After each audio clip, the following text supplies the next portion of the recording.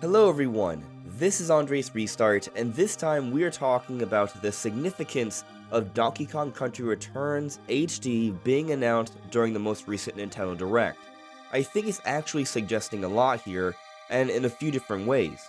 From one perspective, I think it is indeed suggesting a lot more remasters are on the way, but also I think this speaks a little bit on the future of the Donkey Kong series, and how Nintendo in general is going to be handling their transition to the next generation, and how they treat their different IPs. And so that's what I would like to dive further into today. But before going forward, let me ask that if you do enjoy my content, so please subscribe and hit that notification bell.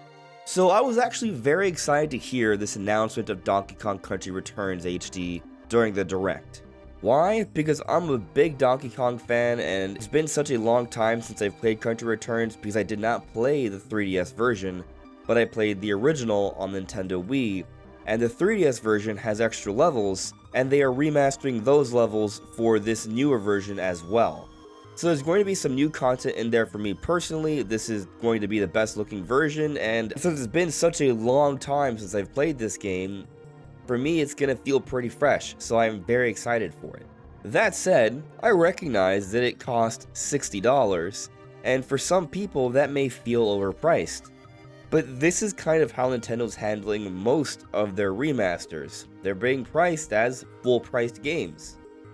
And there's certainly some controversy here, especially when you compare it to something like Metroid Prime Remastered, which clearly had a lot more visual work done there in comparison to pretty much any other Nintendo remaster we've seen, save for maybe something like Xenoblade Chronicles Definitive Edition, or maybe Super Mario 3D World plus Bowser's Fury, but most of Nintendo's remasters aren't as significant as those. Take a look at, for example, Luigi's Mansion 2 HD, which just released, and they cost $60. And really, I think Metroid Prime Remastered is just the exception to the rule here. The choice to make that game $40 has more to do with Nintendo's stance and strategy with Metroid than it has to do with anything else. A Nintendo remaster based off a character from the Mario universe, probably going to be $60 because the Mario brand is just super strong, no matter what. And so they think they can get away with it. If you don't agree with it, I encourage you to vote with your dollar. And who knows, we may start seeing some price drops for a lot of Nintendo games in the not so distant future. But going beyond that, let's get into the significance of Country Returns HD.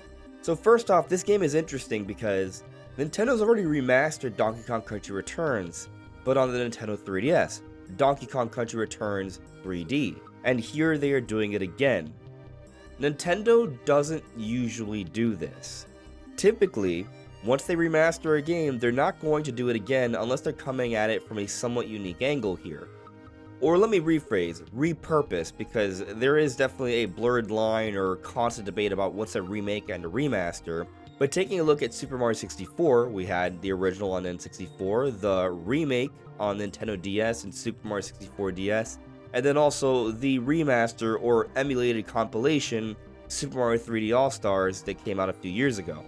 Each iteration is very different from the other one. One's an entire collection of remasters, one has entirely new content and playable characters and new modes, and then there's obviously the original. In the case of Donkey Kong Country Returns HD, I mean, it's basically the 3DS version, just upscaled and some other improved visuals. They're changing the models, the textures are a little bit better, and that's pretty much it. Now, from what we understand, they're not actually remastering the 3DS version, they're just remastering the game, and it looks to be based off the Wii version, but it still has the 3DS content there. Now, just so we're clear, they're not using the lesser detailed assets from the 3DS version, they're building this off of the Wii version, it looks like, or I guess the original version that they probably downscaled for the 3DS. But the ultimate suggestion I'm trying to arrive to here is that with something like this, I think it does kind of suggest, well, we could see other Nintendo remasters that have been recently remastered or remade. For example, Luigi's Mansion 2 HD has come out and there was no mention of Luigi's Mansion 1 coming to Switch, which leads me to believe that they're not going to do like a basic upscale like they did for Pikmin 1 and 2, but I think what it does is it suggests that maybe we could see just like an actual remastered version, a proper one, a little bit later down the road. They remade Luigi's Mansion 1 for 3DS, so I think they could do it again. I don't think this would be a very ambitious remake, but it would be more extensive than just an upscale, and it would definitely look better than what we see on 3DS. And I could see it happening maybe a couple years from now. And so then you might be asking, well, isn't that a while? Kind of. But I also think the Switch is going to be receiving games for some time. Let's remind ourselves that the Nintendo 3DS still got published games going into 2019. Actually, Nintendo published Kirby's Extra Epic Yarn in March of 2019, which is 2 years removed from the launch of the Nintendo Switch. So given that we're expecting Switch 2 to come out next year, this idea of maybe getting more remasters for Switch 1 2 years from now is pretty reasonable. I think we could even go as far as expecting closer to 3 years even. And on the note of Kirby's Extra Epic Yarn, that's another one we could see. We saw a demake for 3DS, they could bring that over to Switch at some point. And I think the same would apply to Yoshi's Woolly World, or should I say, Poochie and Yoshi's Woolly World. Or how about Mario and Luigi Bowser's Inside Story, plus Bowser Jr.'s Journey. Now that Mario and Luigi have officially made their comeback, and we're going to see a new game later this year, they may remaster an older one and put it out on Switch a couple years from now. Or at some point during this transition into Switch 2 as Switch 1 phases out.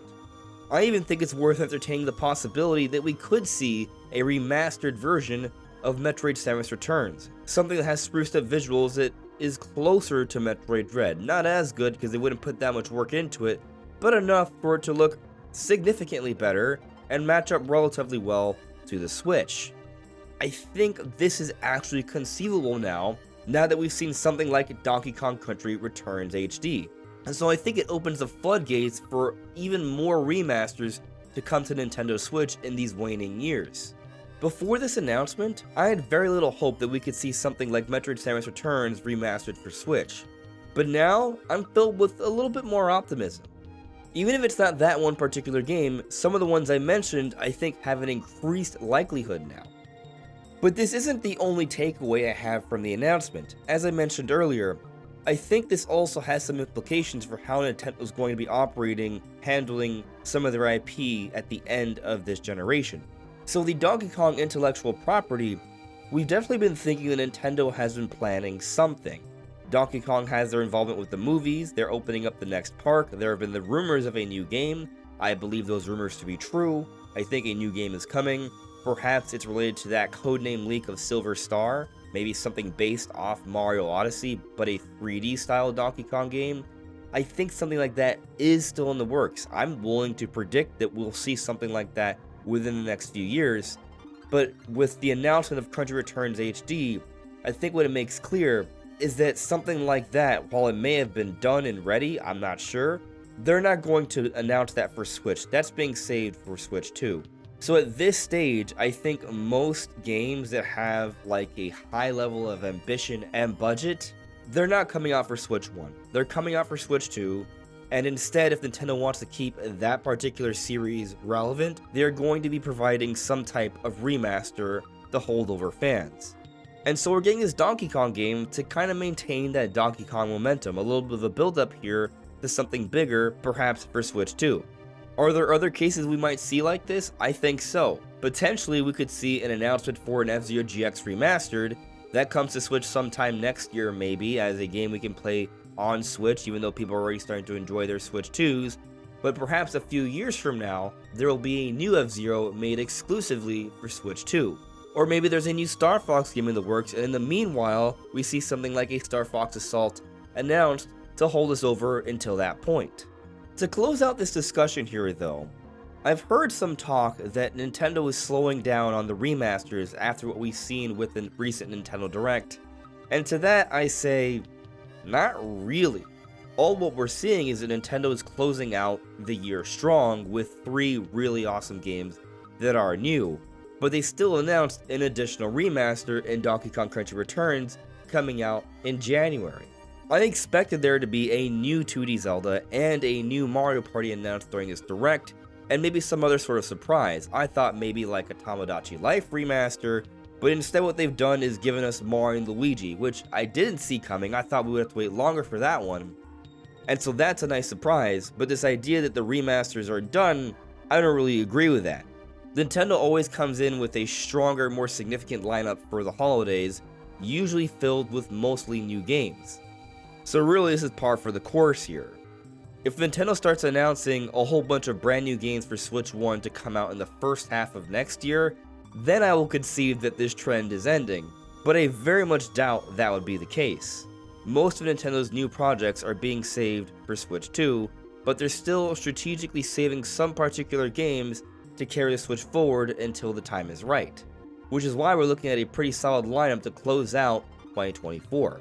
But what do you think? What do you make of the significance of Donkey Kong Country Returns HD? Let me know in the comments below. This is AndresRestart, thank you so much for listening and watching, and I'll see you all really soon. Take care. Bye.